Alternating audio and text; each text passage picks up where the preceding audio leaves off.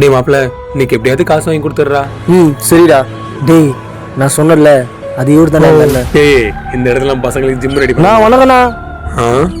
பாப்பா சுமனே எப்படி இருக்க? நான் நல்லா இருக்கேண்ணே.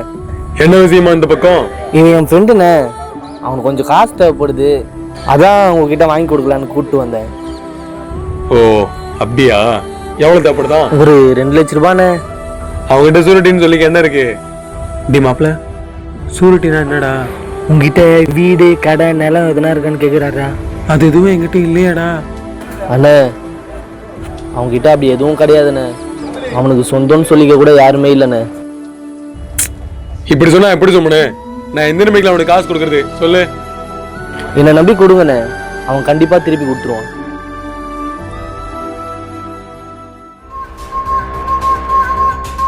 இந்த பாரு சுமனே, அவனை பத்தி உனக்கு நல்லா தெரியும். டேய்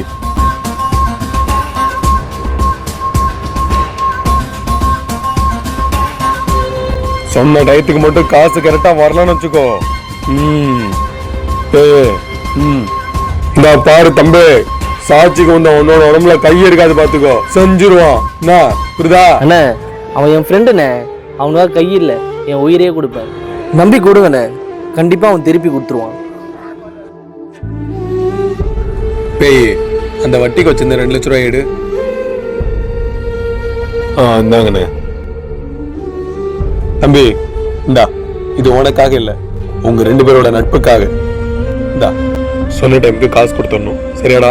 சரிங்கண்ணே. போயிட்டு வரேண்ணே.